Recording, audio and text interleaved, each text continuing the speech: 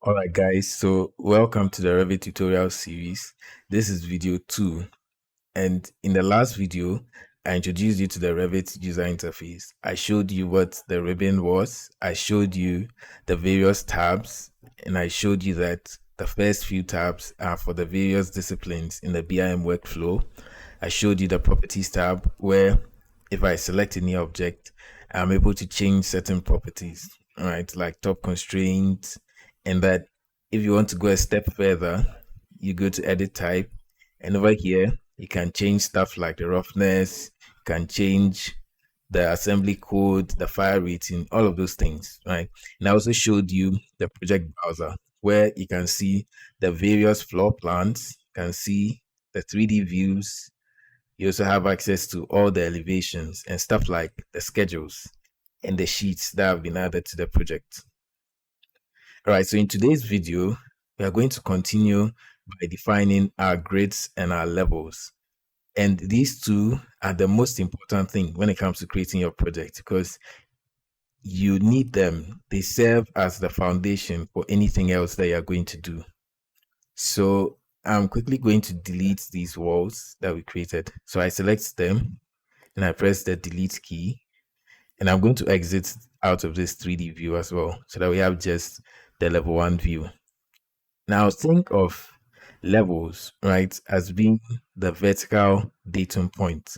So before you place anything in your Revit environment, you need to know exactly in the vertical axis you want to place it. So if I want to place some columns on the ground floor level, I'll place them in level 1. If I want to place columns on the first floor level, place them in level 2. If I want to place a roof, I would have a roof level where I would place it. Now, grids work the same way. So grids are horizontal datum points. So if you want to place a wall at a particular location on the plan, the grid is there to serve as a guide. So it's important that before we start doing anything else, we define these grids. And it helps if we do that because I'll show you later, but it helps if we define all of these things before we actually place the objects. So anyway, let's get into creating the levels. Now, for you to be able to create a level, you need to be in one of the elevations. You can't edit your levels in a floor plan because floor plans are horizontal plans. So let's select any of the elevations in the project browser. I'm going to select the north elevation. So I double click and yeah, my north elevation is opened. Now, in this particular template file, some levels were predefined. So we have level 1, level 2. Then we have some others. I see wall, footing, slab, and some other stuff. But for this particular project, we are not going to make use of these additional ones. So I want us to select all of them except level 1 and level 2 and press on delete. Now you'll be prompted if you want to delete the elements and the views and select OK to delete them. And we should now have just level 1 and level 2. So for this project, I can see that level 2 is at 4,000 millimeters, right, above level 1. But I don't want it to be at 4,000. I want it to be around 3,150, right? So how I'll change this would be to select the level, right? You select the level, then you click on this number, the number that defines how high the level is. You click on it and you just type the figure you want to put there. So in my case, 3,150. Now I press enter and you can see that the level moves to that new position. Another thing you can change is the name of the level and the corresponding name of the floor plan. So I want my level 1 to be ground floor and my level 2 to be first floor. So what I do is I select the level, right? Just like how we changed the height. I select the level and I click on the name and I can rename this to ground floor. Just like that. Now it prompts me if I would like to rename the corresponding view. This is very important because if I was to click on no, right, this would change to ground floor, but the name of the floor plan would still remain as level 1.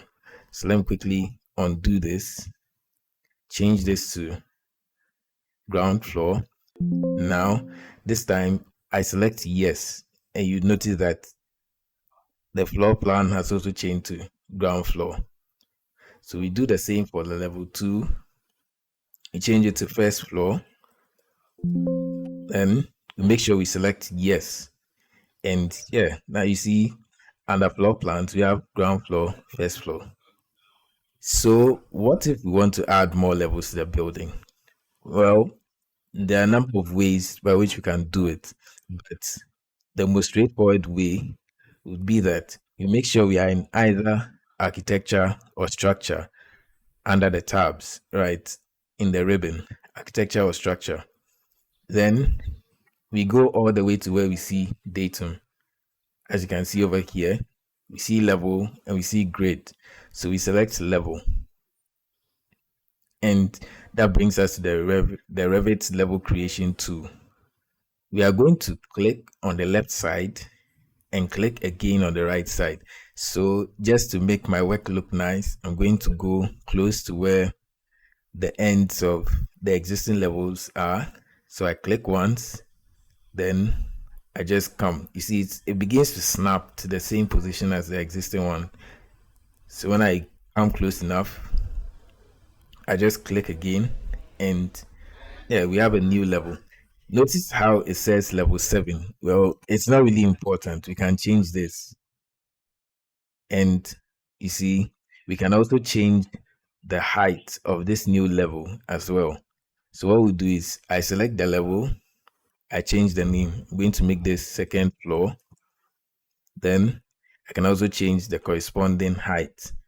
Now, for us to make sure that we are doing the right thing, I'm quickly going to add a dimension so I can check the distances between the levels.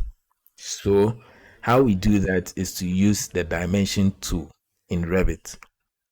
Now, a quick side note is commands in Revit don't work the same way they did in AutoCAD. You see, in AutoCAD, we had the command line. So if I wanted to do something like dimensions, I would type DI or DIM, right, and press enter. And I would be in the dimension creation tool. But with Revit, there is no command line. See, there's no command line over here. What we would have to do is to type DI fast enough, right? Fast enough so that the software is able to recognize that it's a shortcut we are typing. So I press DI, and you can already see that there's a dimension attached to my pointer. So I want to select the points that I want to measure the distances between. So I select this ground floor level, I select this first floor level, and I select the second floor level, and they're automatically dimensioned, right? I can see that the distance between the first and the second floors is 2,800 millimeters, but I want it to be the same 3,150 millimeters. So there are two ways I can go about changing this. The first is if I was to select the second floor level, right, I would come and edit this value manually. But to do that, you see, I would need a bit of math. I would need to add 3150 to this 3150 to 3150, which would give me 6,300, right? And there, you see now the distance is 3150. The other way would be to select this second floor level. Then you notice that the distance between the first and second floor level is now blue. So blue, when it's blue, it means it can be changed, right?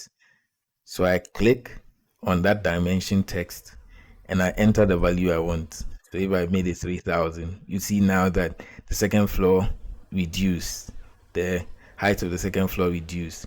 But I want to keep it at 3,000. So I select the second floor, come here, change it to 3,150, and boom, yeah, it moves.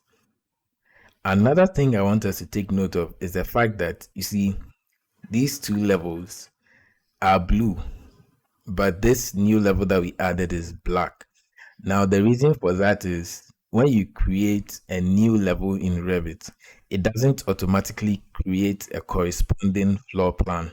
So if we were to go to our project browser, look under floor plans, you notice that we still have just the ground floor and the first floor, which were already defined in the project. And you can see that they are blue.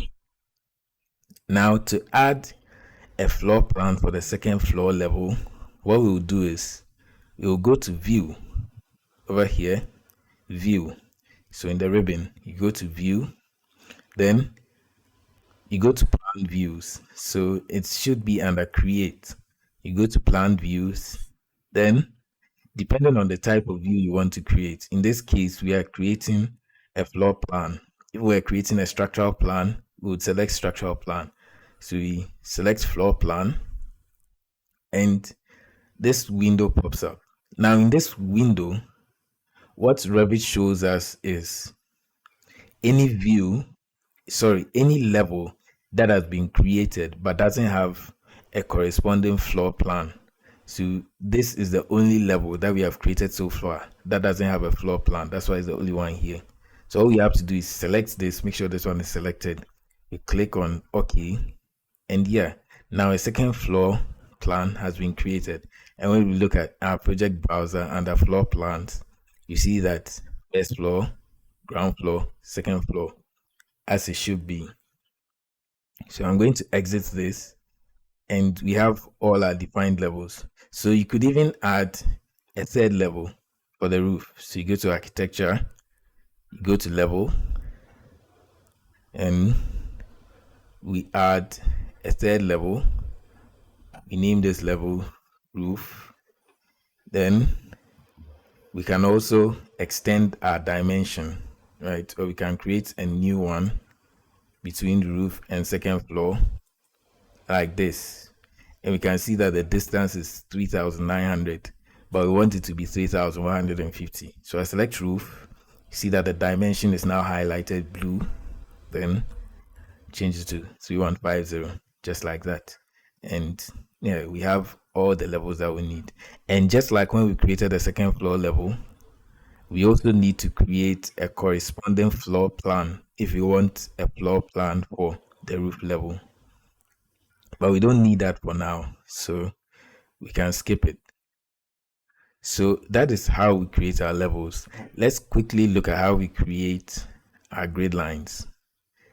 Now, just like how we did when we created our levels, we go to Datum, right? And we select grid.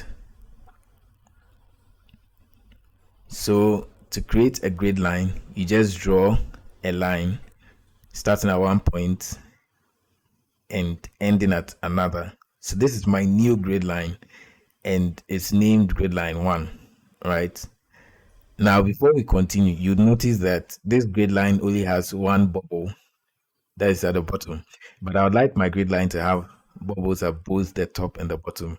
So what I do is I select the grid line like this, and as soon as I do, you notice that a checkbox appears at the top, right? And also at the bottom. At the bottom, the checkbox is selected. That's why we have a grid bubble here, but at the top it isn't. So if I just click here, notice that the bubble now shows at the top as well. So we now have our first grid line. If we wanted to create a second grid line, we could go through the process, come to grid again. So do that. So you could do something like this. And if you want to exit out of the grid command, right, to probably select a grid that you have created, you just press the escape key. Press the escape key, exit the command. But an easier way of creating a new grid, which would have the same kind of properties, so like this bubble showing, would be to select this new grid, and we can use the copy command. So copy in Revit is CO. So just like how we did when we were creating grids, right? For grids, you type GR first. You are creating a grid. So just like how it was when we were creating the levels, you make sure that you type grid first if you want to create a new grid. And for copying, you type CO first as well. Now we are in the copy command. If you want to copy this object, we first make sure we select it. So you select what you want to copy, press CO, then you are clicking on the reference point for the copy. So it can be any point on this grid line, right? Then you choose a new position where the new grid line should be. And you can see that there's a dimension. Can you see it?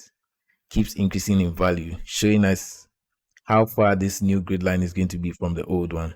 So we can actually just keep dragging till we get a figure that we want. Or we could just type where we want it to reach. So if I want this one to be, let's say, 2,500 millimeters away from the first, I type 2,500, I press enter, and I already have my second grid. Now, because I created and deleted other grid lines, this one is now showing that it's grid line 4, but I want it to be grid line 2. So just like how we're able to change the names of the levels, you select the grid line, then you select the number and just type what you want to put there, and you press enter and it will change. Now this is grid line 2. If I want to copy it, I select it, press CO, select a reference point on the grid line. Then if I want this to be 5 meters, so that's 5,000, type 5,000. If I want the next one to also be 5 meters, type 5,000. And let me add one more grid line. So maybe this one to be 2,500. Type 2,500, press enter. So I now have my 5 grid lines, and these are all vertical grid lines. Creating horizontal grid lines also follows the same procedure. So I'll go to architecture. Since the horizontal grid line is different from the vertical one, I can't just copy a vertical grid line. So I go to architecture, under datum, I go to grid, like that, and I click on one side, come and click on the other side. So now I have my first horizontal grid line. Like you see that there's a bubble on only the right side. So just like we did with the very first grid line, we select it and make sure we click on this checkbox, and we should now see the bubble on both sides. I also want this to start with a letter numbering system. So I'll use A instead of 6. So if I select it, type A, this has changed to grid line A. Now I can copy this grid line. If I select it, press CO, select a reference point on the grid line, and I specify the distance. So if I want this to be, let's say, 5,000, I just press enter. If I want the next grid line after that to also be 5,000 away from the second one, type 5,000, press enter. Next one also, let's say 2,500, type 2,500, press enter. Next one, 5,000, type 5,000, press enter. So just like that, we have created our grid lines. Now, if at any point you want to change the distance between grid lines, so basically the positions of the grid lines, you can easily do it. It's not like with AutoCAD where you would most likely have to recreate them or go through some hassle. With Revit, all you need to do is you can select the grid line. Let's say I want to change the position of grid line 5. Now you see, when we're creating grid line 5, we referenced a point from grid line 4. So a dimension shows, right? And that dimension shows us the distance between 4 and 5. If I wanted to increase this to 5,000, I could just click on the number in the dimension and change it. Press enter, and the grid line will move. If I wanted to change this one, I could reference it either to the left or to the right, right? So if I want it to be, let's say, 6,000 millimeters away from grid line 4, I could type 6,000 here. And as you can see, grid line 3 moves a bit to the left and it's now 6,000 away from grid line 4. You can do the same with the horizontal ones. If I want B to be 4,000 away from A, I can do that. It moves. And just like how we did with the levels, we can even add dimensions. So I press DI. I can select the different grid lines. When I'm done, I just click on an empty space and the dimension is placed. I do the same here. Select, select, select, select. Then I click. So I can add some over here as well. Select, and I click in the empty space. And I do the last one over here.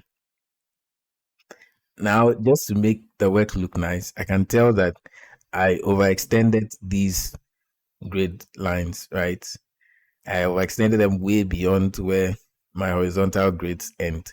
So what I can do is, now when I select one grid line, you notice that right above where we have the number of the grid, we have this dot, right? It's more like a circle, right? We have this circle. If I was to click on that circle, right, press and hold, I can move the grid line up, as you can see, and it takes all the other grid lines with it. It snapped to all the other grid lines, just like that. So you make sure you select one and you press and hold on the circle that's right above the grid number, and there you have it. So you have to move the dimension if it also moves. So I can do this. So I select the dimension and I can simply drag it, select it, and just drag down. So this looks nice. Maybe I'll bring these a little closer. I can do this. Then I drag the dimension. I'll do the same here. Select one, drag it, move the dimension, and yeah, our work is looking nicer now. And you have some nice looking grid lines. And when we go to the north elevation too, we see that all the grid lines, the vertical grid lines, are showing here. But you see that the elevations are in between 3 and 2. But I want to move them all the way to the right.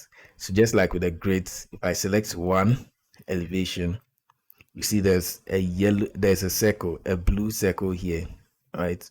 I can drag the circle all the way to the right. Maybe I'll drag it some more. So it's like this.